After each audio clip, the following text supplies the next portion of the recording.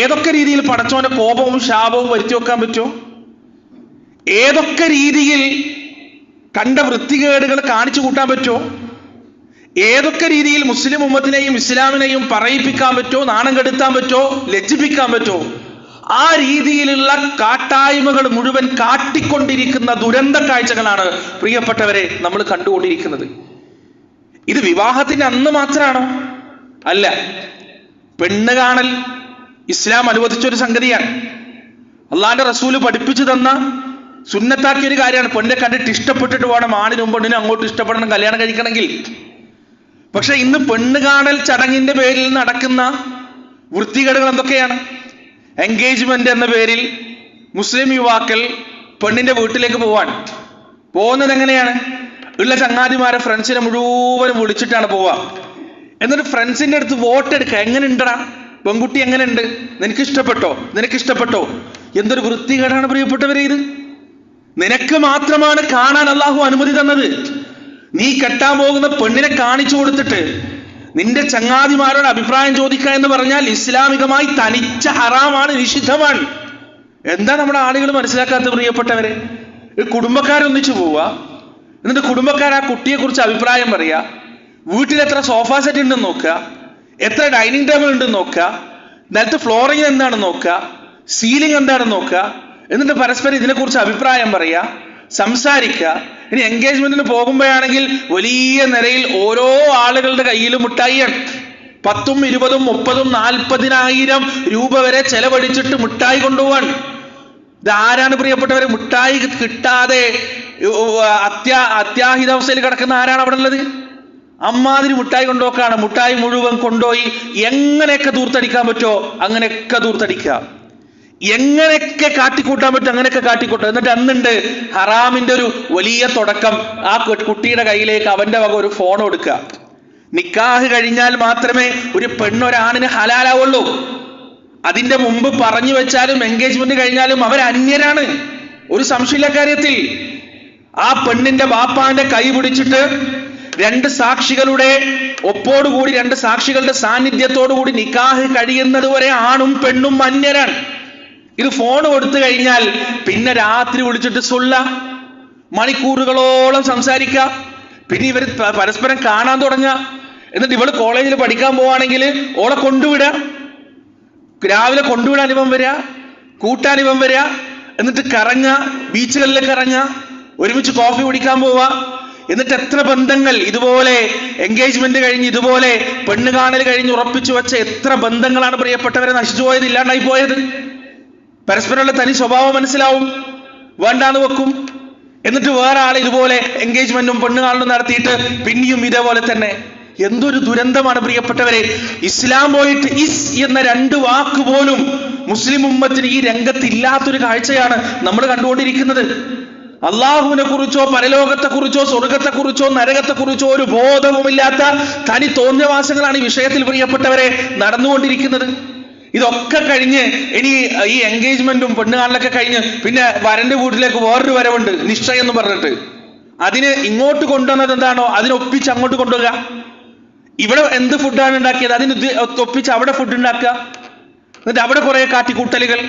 എന്നിട്ട് അത് കഴിഞ്ഞിട്ടാണ് ആഭാസത്തിന്റെ സകല സീമകളും ലംഘിച്ച് സേവ് ദ ഡേറ്റ് ഫോട്ടോഷൂട്ട് എന്ന് പറഞ്ഞ് മുസ്ലിം ഉമ്മത്തിൽ പോലും സജീവമായി കണ്ടുകൊണ്ടിരിക്കുന്ന മഹാവൃത്തികേട് നടക്കുന്നത്.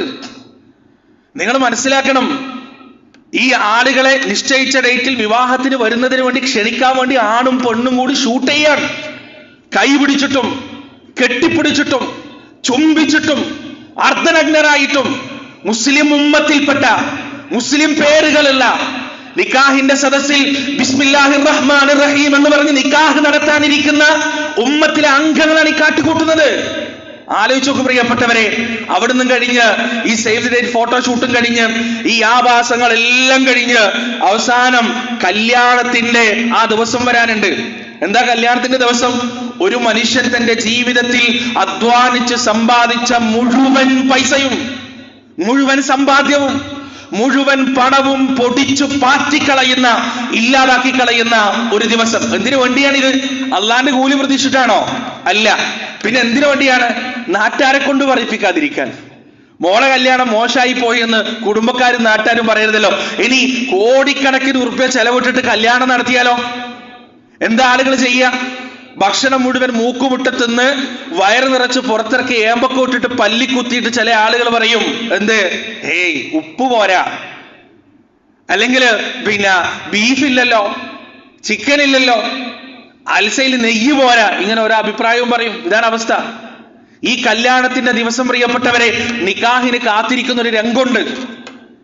ഓരോ മനുഷ്യന്മാരെ സമയത്തിന് വിലയിടണം നമ്മൾ മനസ്സിലാക്കണം. വളരെ അപൂർവം മാത്രമാണ് പറഞ്ഞ് വെച്ച ആളുകളെ ക്ഷണിച്ച സമയത്ത് നിക്കാഹ് നടത്തുക. അല്ലെങ്കിൽ ഇങ്ങനെ കാത്തിരിക്കണം, വരൻ വരുന്നത് വരെ, അല്ലെങ്കിൽ വലിയ വരുന്നത് വരെ, ആളുകൾ വരുന്നത് വരെ ഇങ്ങനെ കാത്തിരിക്കണം. ഒരു കല്യാണത്തിന് പോയപ്പോ എല്ലാവരും എത്തി. പുതിയാപ്പിളുണ്ട്, അമ്മോശനുണ്ട്, ഖത്തീബ് എത്തിയിട്ടുണ്ട്, സാക്ഷി നിൽക്കാനുള്ള ആളുകളുണ്ട്, എല്ലാവരും ഉണ്ട്. കുടുംബത്തിലെ ഒരു കാരണവർ വന്നിട്ടില്ല. ആ കാരണവർക്ക് വേണ്ടി കാത്തു നിന്നത് 20 മിനിറ്റാണ്. അവിടെ നഷ്ടപ്പെടുന്നത് 20 മിനിറ്റല്ല, 1000 ആളുകൾ ആ സദസ്സിലുണ്ടെങ്കിൽ 20,000 മിനിറ്റാണ് അവിടെ നഷ്ടപ്പെടുന്നത്. ദിവസങ്ങളാണ് അവിടെ നഷ്ടപ്പെടുന്ന. ആളുകളുടെ സമയത്തിന് വിലയില്ല പ്രിയപ്പെട്ടവരെ. ഇതുപോലൊരു വീട്ടിൽ നിക്കാഹ് നടത്താൻ പോയപ്പോ 1.5 മണിക്കൂർ, പറഞ്ഞതിൽ വെച്ച് 1.5 മണിക്കൂർ കഴിഞ്ഞിട്ടാണ് പുതിയാപ്പിള വരുന്നത്. പുതിയാപ്പിള വരുന്ന കോലെന്താ? കൊട്ടിയും മുട്ടിയും തട്ടിയും പാടിയും തുള്ളിയും ചാടിയും ഡാൻസ് കളിച്ചും. ഞാൻ പറഞ്ഞ സമയത്തിൽ നിന്ന് 1.5 മണിക്കൂർ കഴിഞ്ഞിട്ടാണ് വരുന്നത്. ഈ നൂറുകണക്കിന് മനുഷ്യന്മാരുടെ മണിക്കൂറുകൾ നശിപ്പിച്ചിട്ടാണ് ഞാൻ വരുന്നത് എന്ന ഒരു മനസ്സാങ്കത്യവും അവനില്ല. ഒരു കുഴപ്പമില്ല. വിവാഹത്തിന്റെ അന്ന് എന്തും ചെയ്യാനുള്ള സർട്ടിഫിക്കറ്റ് ആണ് എന്നാണ് നമ്മുടെ ആളുകൾ മനസ്സിലാക്കി വെച്ചിരിക്കുന്നത്. എന്തൊരു ദുരന്തമാണ് പ്രിയപ്പെട്ടവരെ ഇത്, എന്തൊരു ദുരന്തമാണ്. ഇനി വരുന്ന കോലെന്താണ് നമ്മൾ കണ്ടല്ലോ. ഈ അടുത്ത ദിവസം, കുറച്ച് ദിവസങ്ങൾക്ക് മുമ്പാണ് കോഴിക്കോട് ഒരു ചങ്ങാതി വന്നത്. സ്കൂൾ യൂണിഫോം ഇട്ടിട്ട്, ടൈയൊക്കെ കെട്ടിയിട്ട്, വാട്ടർ ബോട്ടിൽ കഴുത്തിൽ കെട്ടിത്തൂക്കി, ബാഗൊക്കെ ഇട്ടിട്ട് ഒരു ചെറിയ കുട്ടി വരുന്നത് പോലെ പക്വതയില്ലാത്ത, വിവേകമില്ലാത്ത ഇത്തരം മനുഷ്യന്മാരെ ആരാണ് ബാഅത്തെന്നാണ് റസൂൽ പറഞ്ഞത്. യാ മഅ്ശറ ശബാബ് ഇദാ ബാഅത അഹദുകും ഫലിയതസവ്വജ്. പക്വതയെത്തണം. ഒരു പെണ്ണിനെ പോറ്റാനും സംരക്ഷിക്കാനുമുള്ള പക്വതയും പാകതയും എത്തിയാലാണ് ഒരാൾക്ക് വിവാഹം നടത്തി കൊടുക്കേണ്ടത്. ഓന്റെ 6 അക്ക ശമ്പളം നോക്കിയിട്ടല്ല, ഓന്റെ തറവാടിന്റെ മഹിമ നോക്കിയിട്ടല്ല, ഓന്റെ വാപ്പാന്റെ സ്വത്തിന്റെ ആധിക്യം നോക്കിയിട്ടല്ല. മറിച്ച് അവന് പക്വതയും പാകതയും തിരിച്ചറിവും ഉണ്ടെങ്കിൽ മാത്രമേ അവന് ഈ ഏർപ്പാടിന് കൊണ്ടുനടക്കാൻ പറ്റുള്ളൂ. അല്ലെങ്കിൽ ഇതുപോലെയാണ് സംഭവിക്കുക.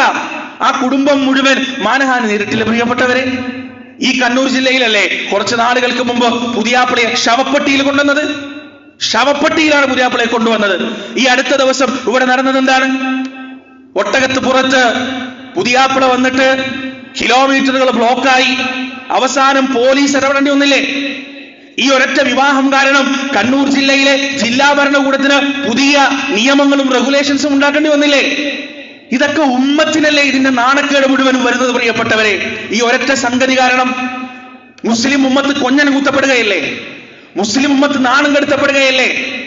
ഇവിടെ നമ്മൾ മനസ്സിലാക്കേണ്ടത്, എന്റെ ഓർമ്മയിലൊരു അനുഭവമുണ്ട്. നമ്മളൊരു പ്രോഗ്രാമിന് ഇങ്ങനെ പോകുമ്പോൾ ഒരു നല്ല കല്യാണം നടന്നുകൊണ്ട്, നല്ല പന്തലുണ്ട്, നല്ല ആളുകളുണ്ട്. അതേ വഴിയിൽ തിരിച്ചു വരുമ്പോ കസേരയൊക്കെ 4 ഭാഗത്ത് വീണിട്ടുണ്ട്, പന്തലൊക്കെ ഒരു ഭാഗത്ത് പൊളിഞ്ഞിട്ടുണ്ട്, ആകെ ബുദ്ധിമുട്ടായി, ഇടങ്ങറായിട്ടുണ്ട്. ചോദിച്ചപ്പോ ആളുകൾ പറഞ്ഞതാണ്, ഇതേപോലെ ഒട്ടകപ്പുറത്ത് വരുന്നതിന് പകരം കുതിരപ്പുറത്ത് വന്നിട്ട് ഈ പറയുന്ന പെൺവീട്ടുകാരും പുതിയാപ്പിളിയും തമ്മിൽ അടിയും കുഴപ്പമായി, വാപ്പാക്ക് അറ്റാക്കും വന്നു. ഇങ്ങനെ എത്രയെത്ര സംഭവങ്ങൾ പ്രിയപ്പെട്ടവരെ, എത്രയെത്ര പ്രശ്നങ്ങളാണ് നമ്മുടെ നാട്ടിൽ നടന്നുകൊണ്ടിരിക്കുന്നത്. ഇനി ഇതൊക്കെ കഴിഞ്ഞാൽ നമ്മുടെ ഉമ്മത്തിന് ബോധം വരുമോ? നമ്മുടെ യുവാക്കൾക്ക് ബോധം വരുമോ? അല്ലാഹു സുബ്ഹാനഹു വ തആല പരിശുദ്ധ ഖുർആനിൽ പറഞ്ഞൊരു സംഗതി ഉണ്ടെന്നറിയോ? ഇന്നല്ലാഹ ലാ യുഹിബ്ബുൽ ഫരിഹീൻ. ഫർഹ് കാണിക്കുന്നവരെ അല്ലാഹു ഇഷ്ടപ്പെടുകയില്ല. സന്തോഷിക്കുന്നതിൽ തെറ്റില്ല പ്രിയപ്പെട്ടവരെ, ആഘോഷിക്കുന്നതിൽ തെറ്റില്ല. വിവാഹം എന്ന് പറഞ്ഞാൽ അത് അങ്ങേയറ്റം സന്തോഷമുണ്ടാക്കുന്ന ഒരു സംഗതി തന്നെയാണ്. അതുകൊണ്ടാണ് നല്ല രീതിയിൽ വലീമ കൊടുക്കാൻ റസൂലുള്ളാഹി സ്വല്ലല്ലാഹു അലൈഹി വസല്ലം പഠിപ്പിച്ചത്. ഒരു പുരുഷന്റെയും സ്ത്രീയുടെയും ജീവിതത്തിൽ ഏറ്റവും വലിയ സന്തോഷവും ആനന്ദവും ഉണ്ടാക്കുന്ന ഒരു സംഗതിയാണ് വിവാഹം. പക്ഷെ അത് ഫർഹായി മാറരുത്. അമിതമായ സന്തോഷവും ആഘോഷവും നടത്തി നാട്ടുകാരെയും കുടുംബക്കാരെയും നാണം കെടുത്തി, സമുദായത്തിന് നാണം കെടുത്തി, അള്ളാഹുവിന്റെ ശാപവും കോപവും വിളിച്ചു വരുത്തിയിട്ടുള്ള ഒരു ആഭാസമായി പോകരുത് കല്യാണം എന്ന് നമ്മൾ മനസ്സിലാക്കുക. പ്രിയപ്പെട്ടവരെ, വിവാഹ രംഗത്ത് ഇസ്ലാമിനെ അങ്ങോട്ട് മാറ്റി നിർത്താൻ എവിടെയാണ് ആകെ ഇസ്ലാം ഉണ്ടാവുക? ഖത്തീബ് ഇങ്ങനെ വന്ന് കുറെ നേരം ഇങ്ങനെ കാത്തിരിക്കും, എന്നിട്ട് നിക്കാഹ് നടത്തി കൊടുക്കുമ്പോ നിക്കാഹിന്റെ സംസാരവും നിക്കാഹിന്റെ കർമ്മങ്ങളൊക്കെ കഴിഞ്ഞാൽ ബാറക്കല്ലാഹു ലക്കുമാ വബാറക അലൈക്കുമാ വജമാ ബൈനക്കുമാ ഫീ ഖൈർ എന്ന പ്രാർത്ഥനയും ഒരു ഫാത്തിഹയും കുറച്ച് സൂറത്തും കുറച്ച് ദുആയും കഴിഞ്ഞാൽ അവിടെ ഒതുങ്ങി. പിന്നെ ഇസ്ലാമിന് ഒരു സ്ഥാനമില്ല, റസൂലുള്ളാഹിന്റെ ചര്യക്ക് ഒരു സ്ഥാനമില്ല, ഖുർആൻ ഒരു സ്ഥാനമില്ല. നിങ്ങളൊക്കെ അങ്ങോട്ട് മാറിക്ക്, പടച്ചോനും റസൂലൊക്കെ അങ്ങോട്ട് മാറിക്ക്, ഞങ്ങൾ ആഘോഷിക്കട്ടെ, ഞങ്ങൾ ആഘോഷിച്ച് തിമിർക്കട്ടെ. പ്രിയപ്പെട്ടവരെ, മണിയറയും മണ്ണറയും തമ്മിൽ വലിയ ബന്ധമുണ്ട് എന്ന് നമ്മൾ മനസ്സിലാക്കുക. നമ്മളെ മണിയറയിലേക്ക് കൈപിടിച്ചു കൊണ്ടുപോകുന്നത് പോലെ മണ്ണറയിലേക്കും ആളുകൾ തോളിലേറ്റി കൊണ്ടുപോകുമെന്ന ചിന്ത നമ്മുടെ മനസ്സിലുണ്ടാവുക. പരിശുദ്ധ ഇസ്ലാം അങ്ങേയറ്റം പവിത്രമാക്കിയ പരിപാവനമാക്കിയ ഒരു കർമ്മമാണ് വിവാഹം. ആ വിവാഹത്തിന്റെ പവിത്രതയെ, ആ വിവാഹത്തിന്റെ പരിപാവനത്വത്തെ മുഴുവൻ കളങ്കപ്പെടുത്തുമാറുള്ള ഈ കൂത്താട്ടുകൾ എന്ന് നിർത്തുന്നുവോ അന്നേ വിവാഹബന്ധങ്ങളിൽ അള്ളാഹുവിന്റെ അനുഗ്രഹവും അള്ളാഹുവിന്റെ റഹ്മത്തും ഉണ്ടാവുകയുള്ളൂ എന്ന് നമ്മൾ മനസ്സിലാക്കുക. നമുക്കൊക്കെ പ്രയാസം എന്താണ്?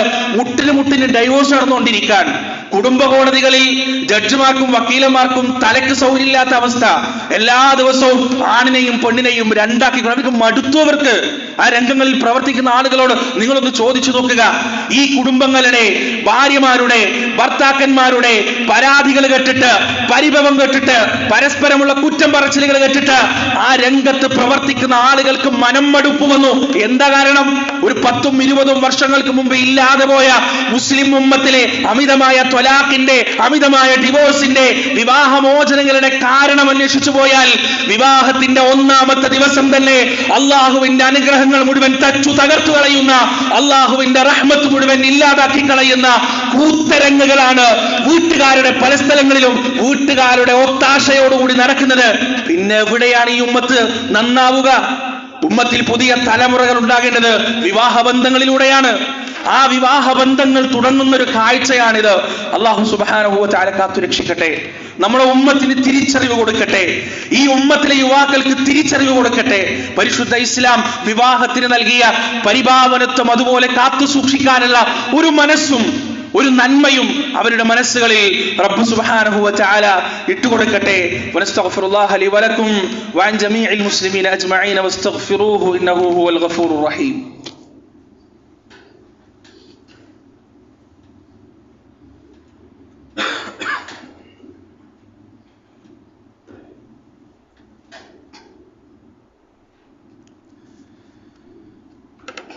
بسم الله الرحمن الرحيم الحمد لله رب العالمين الصلاة والسلام على رسول الأمين وعلى آله وأصحابه أجمعين أما بعد يا أيها الذين آمنوا اتقوا الله حق تقاته ولا تموتن إلا وأنتم مسلمون. ഒരിക്കൽ കൂടി അള്ളാഹുവിനെ സൂക്ഷിച്ച് ജീവിക്കണമെന്ന് സ്വന്തത്തോടും നിങ്ങളോടും വസിയത്ത് ചെയ്യുകയാണ്. പ്രിയപ്പെട്ടവരെ, വിവാഹ ജീവിതത്തെക്കുറിച്ചും ഇണകളെക്കുറിച്ചും അള്ളാഹു സുബ്ഹാനഹു വ തആല പറഞ്ഞത് എന്താണ്? പരിശുദ്ധ ഖുർആൻ നമുക്ക് ഇങ്ങനെ വായിക്കാം. അല്ലാഹു പറയാൻ, വമിൻ ആയാതിഹി അൻ ഖലഖ ലക്കും മിൻ അൻഫുസികും അസ്വാജൻ ലിതസ്കുനൂ ഇലൈഹാ വജഅല ബൈനകും മവദ്ദതൻ വറഹ്മ. അല്ലാഹുവിന്റെ ദൃഷ്ടാന്തങ്ങളിൽപ്പെട്ട വലിയൊരു ദൃഷ്ടാന്തമാണ്, അള്ളാഹു സൃഷ്ടിച്ച അത്ഭുതങ്ങളിൽപ്പെട്ട വലിയൊരു അത്ഭുതമാണ്. അൻ ഖലഖ ലക്കും മിൻ അൻഫുസികും അസ്വാജാ, നിങ്ങളിൽ നിന്ന് തന്നെ നിങ്ങൾക്ക് വേണ്ടിയുള്ള ഇണകളെ അവൻ ഉണ്ടാക്കി തന്നു എന്നത് അള്ളാഹുവിന്റെ ദൃഷ്ടാന്തങ്ങളിൽപ്പെട്ട വലിയ ദൃഷ്ടാന്തമാണ്.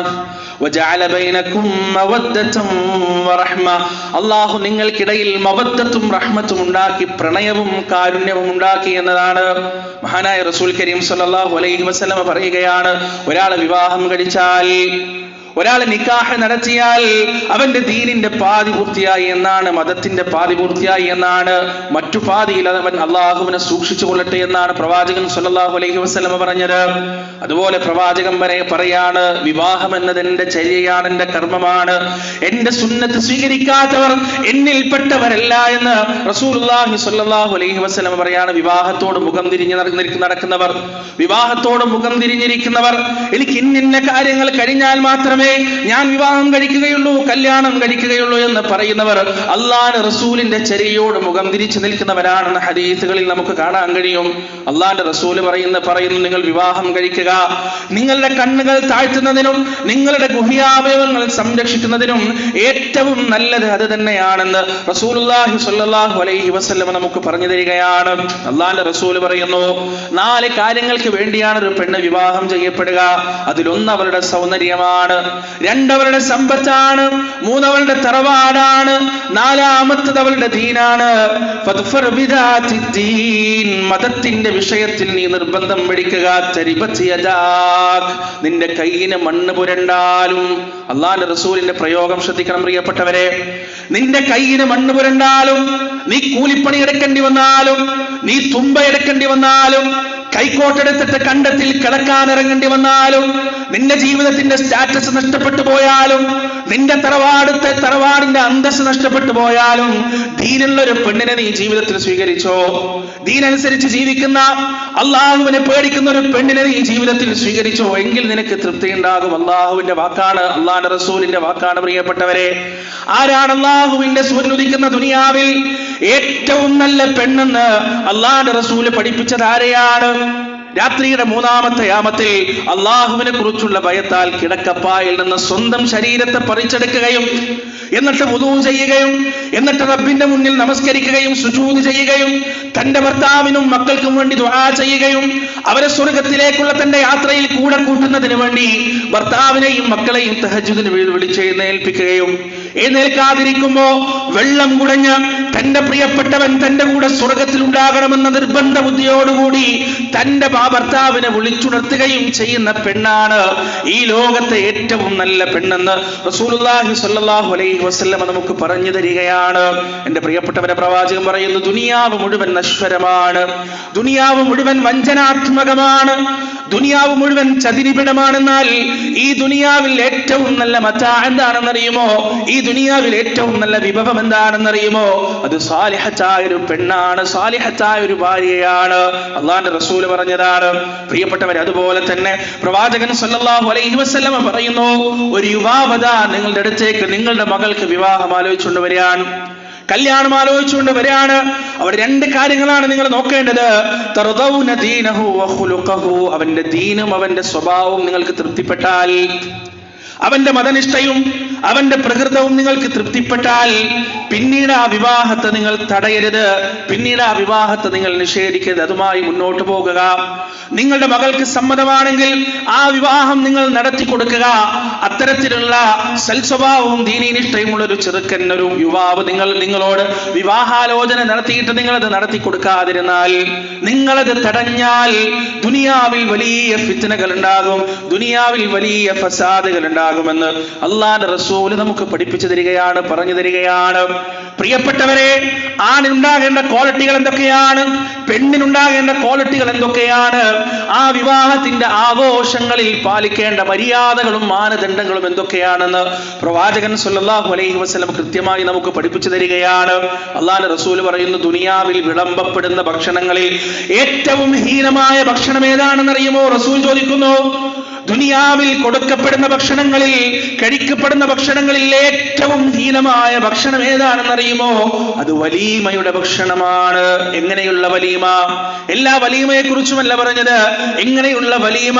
ആ വലീമയിലേക്ക് ദരിദ്രന്മാർ അവഗണിക്കപ്പെട്ടു, പണമില്ലാത്തവർ അവിടേക്ക് ക്ഷണിക്കപ്പെട്ടിട്ടില്ല, ജീവിതത്തിന്റെ അരികുകളിലേക്ക് തള്ളപ്പെട്ട പാവപ്പെട്ടവർ അവിടേക്ക് ക്ഷണിക്കപ്പെട്ടിട്ടില്ല.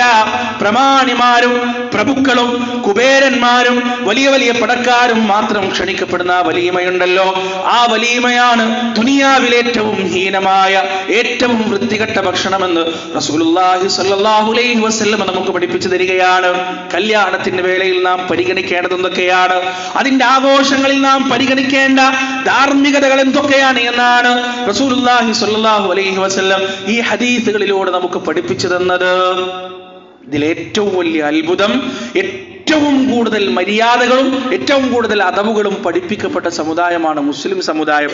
എന്നാൽ അദബുകേടുകൾക്ക് മാതൃക കാണിച്ചുകൊണ്ടിരിക്കുകയാണ് മുസ്ലിം സമുദായം. അദബുകേടുകൾക്ക് മാതൃക കാണിച്ചുകൊണ്ടിരിക്കുക. പ്രിയപ്പെട്ടവരെ, നമ്മൾ കണ്ണു തുറക്കുക. പ്രത്യേകിച്ച് എൻ്റെ സംസാരം ശ്രവിക്കുന്ന യുവാക്കൾ, മക്കളെ, നിങ്ങളോടാണ് പറയാനുള്ളത്. ഇവിടെ 40-50 വയസ്സൊക്കെ കഴിഞ്ഞ മധ്യവയസ്കരും വൃദ്ധന്മാരും ഉണ്ട്. അവർക്കൊന്നും ചെയ്യാനില്ല. അവർക്ക് നിങ്ങളെ നിയന്ത്രിക്കുന്നതിന് പരിമിതിയും ഉണ്ട്. ഈ അടുത്ത ദിവസം വാരത്ത് നടന്ന ഈ പറയുന്ന സംഗതി തന്നെ ആ പെൺവീട്ടുകാര് അനുവദിച്ചിട്ടല്ല, ആ കുടുംബത്തിലുള്ള മുതിർന്ന കുടുംബാംഗങ്ങൾ അനുവദിച്ചിട്ടോ അവരുടെ ഒത്താശയോടെയോ അല്ല. അവരവിടെ നിസ്സഹായരാണ്. ഈ യുവാക്കൾ ഇതൊക്കെ കാട്ടിക്കൂട്ടുമ്പോ മൂക്കത്ത് കൈയും വെച്ച് നോക്കി നിൽക്കുക എന്നല്ലാതെ ഈ പാവപ്പെട്ട മനുഷ്യർക്ക് എന്ത് ചെയ്യാൻ പറ്റും? അവർക്ക് എങ്ങനെ ഇതിനെ പ്രതിരോധിക്കാൻ പറ്റും? അതുകൊണ്ട് യുവാക്കളെ, നിങ്ങൾ തിരിച്ചറിയുക, നിങ്ങൾ മനസ്സിലാക്കുക, നിങ്ങൾ ഇതിനെതിരെ ഇറങ്ങിത്തിരിക്കുക, ഇതിനെതിരെ നിങ്ങൾ ബോധവൽക്കരണം നടത്തുക, നിങ്ങൾ പറഞ്ഞു കൊടുക്കുക, നിലപാടെടുക്കുക, ശക്തമായ നിലപാട്. ഇങ്ങനെയുള്ള വൃത്തികേടുകൾ ചെയ്യുന്ന കൂട്ടുകെട്ടിലേക്ക് വേണ്ടെന്ന് വെച്ചാൽ മതി. ശക്തമായ നോ പറയുന്നിടത്ത് നോ പറയണം. ആരെ കാണിക്കാനാണ്, ആരെ ഒപ്പിക്കാനാണ് നമ്മൾ അവിടെയൊക്കെ തല താഴ്ത്തി കൊടുക്കുന്ന? പ്രിയപ്പെട്ടവരെ, ഒട്ടകത്തിൽ കയറണോ ശവപ്പെട്ടിയിൽ കയറണോ എന്ന് പറയുമ്പോ കയറാൻ എനിക്ക് പറ്റില്ല എന്ന് പറയാൻ നട്ടല്ലില്ലാത്തവൻ എങ്ങനെയാണ് നല്ലൊരു കുടുംബജീവിതം നയിക്കുക? എങ്ങനെയാണ് കുടുംബജീവിതത്തിൽ സമാധാനം ഉണ്ടാവുക? ആണത്തം കാണിക്കേണ്ടത് അവിടെയല്ലേ പ്രിയപ്പെട്ടവരെ? ഇത്തരത്തിലുള്ള നന്മയുടെ നിലപാടുകൾ എടുക്കുന്നതിനെ നട്ടല് കാണിച്ചിട്ടില്ലെങ്കിൽ പിന്നെ ജീവിതത്തിൽ നട്ടല് നമുക്ക് എന്തിനാണ് പടച്ചോൻ തന്നത്? നിലപാടുകൾ റബ്ബ് നമുക്ക് എന്തിനാണ് തന്നത്? അതുകൊണ്ട് എൻ്റെ പ്രിയപ്പെട്ട യുവാക്കളെ, നിങ്ങൾ ഇതിനെതിരെ ബോധവാന്മാരാകുക. എത്ര മഹല്ല് കമ്മിറ്റികളും ഒരുമിച്ച് തീരുമാനമെടുത്താലും നിങ്ങൾ ഇത്തരത്തിലുള്ള വൃത്തികേടുകൾ മുന്നോട്ട് കൊണ്ടുപോകാൻ തീരുമാനിച്ചു കഴിഞ്ഞാൽ സമുദായം നാണം കെടുന്നതല്ലാതെ വേറൊരു നിവൃത്തിയില്ല. അതുകൊണ്ട് നിങ്ങൾ മാറുക, നിങ്ങൾ തിരിച്ചറിയുക, ഇത്തരത്തിലുള്ള വൃത്തികേടുകൾക്ക് മുന്നിൽ നിന്ന് പ്രതിരോധിക്കാൻ നിങ്ങൾ തയ്യാറാവുക. അല്ലാഹു സുബ്ഹാനഹു വ തആല പല ഭാഗങ്ങളിൽ നിന്ന് പല രീതിയിൽ നഷ്ടപ്പെട്ടുകൊണ്ടിരിക്കുന്ന ഈ ഉമ്മത്തിന്റെ ഇസ്സത്ത് അല്ലാഹു സുബ്ഹാനഹു വ തആല തിരിച്ചു തരുമാറാകട്ടെ. നമ്മുടെ ഈ ഉമ്മത്തിലെ യുവാക്കൾക്ക് റബ്ബ് സുബ്ഹാനഹു വ തആല തിരിച്ചറിവും ഇസ്ലാഹും നൽകുമാറാകട്ടെ. ഇഖ്ലാസും ഖുശൂഉമുള്ള മനസ്സും ഹൃദയവും അല്ലാഹു സുബ്ഹാനഹു വ തആല അവർക്ക് നൽകുമാറാകട്ടെ. പരിശുദ്ധ ഇസ്ലാമിന്റെ പരിപാവനത്വം കാത്തു സൂക്ഷിക്കാൻ ജീവിതത്തിന്റെ എല്ലാ മേഖലകളിലും അള്ളാഹു അവരെ തുണക്കുകയും അനുഗ്രഹിക്കുകയും ചെയ്യട്ടെ. അള്ളാഹുവെ, ഞങ്ങളിൽ നിന്ന് വന്നുപോയ ചെറുതും വലുതുമായ തെറ്റുകുറ്റങ്ങൾ നീ ഞങ്ങൾക്ക് പുറത്തു മാപ്പാക്കി തരണേ. അള്ളാഹ്, ജീവിതത്തിന്റെ അകവും പുറവും ഒരുപോലെ സംശുദ്ധമാക്കി കാത്തു സൂക്ഷിക്കാൻ ഞങ്ങൾക്ക് നീ തൗഫീഖ് നൽകുകയും ചെയ്യണം റബ്ബേ. അള്ളാഹുവെ, ആക്രമിക്കപ്പെട്ടുകൊണ്ടിരിക്കുന്ന പ്രയാസപ്പെടുത്തുകൊണ്ടിരിക്കുന്ന അവകാശങ്ങൾ ഹനിക്കപ്പെട്ടുകൊണ്ടിരിക്കുന്ന ഞങ്ങളുടെ സഹോദരങ്ങളെ ഫലസ്തീനിൽ നീ സഹായിക്കണേ. അള്ളാഹ്, ജീവിച്ചിരിക്കുന്നവർക്ക് നീ സംരക്ഷണം നൽകണേ റബ്ബേ. മരിച്ചുപോയവർക്ക് നീ ഷഹാദത്ത് നൽകണേ റബ്ബേ. പരിക്കേറ്റവർക്ക് പൂർണ്ണമായും വേദനയില്ലാതെ നീ ശിഫ നൽകണേ അല്ലാഹ്. അല്ലാഹുവേ, മസ്ജിദുൽ അഖ്സായുടെ ഭരണം പൂർണ്ണ മുവഹിദുകളായ മുസ്ലിങ്ങളുടെ കയ്യിലേക്ക് പൂർണ്ണാധികാരത്തിൽ ഏൽപ്പിക്കണേ റബ്ബേ. ഇസ്സത്തോടെ അന്തസ്സോടെ മസ്ജിദുൽ അഖ്സായിൽ നിന്റെ മുന്നിൽ സുജൂദ് ചെയ്യാനുള്ള ഭാഗ്യം മരണത്തിന് മുന്നേ ഞങ്ങൾക്ക് നീ നൽകുകയും ചെയ്യണേ അല്ലാഹ്. اللهم أعز الإسلام والمسلمين وأذل الشرك والمشركين. اللهم اغفر للمؤمنين والمؤمنات والمسلمين والمسلمات الأحياء منهم والأموات إنك مجيب دعوات يا قاضي الحاجات. ربنا ظلمنا أنفسنا وإن لم تغفر لنا وترحمنا لنكونن من الخاسرين. ربنا آتنا في الدنيا حسنة وفي الآخرة حسنة وقنا عذاب النار. ربنا تقبل منا إنك أنت السميع العليم وتب علينا إنك أنت التواب الرحيم. وصلى الله على نبينا محمد وعلى آله وأصحابه ومن تبعهم بإحسان إلى يوم الدين.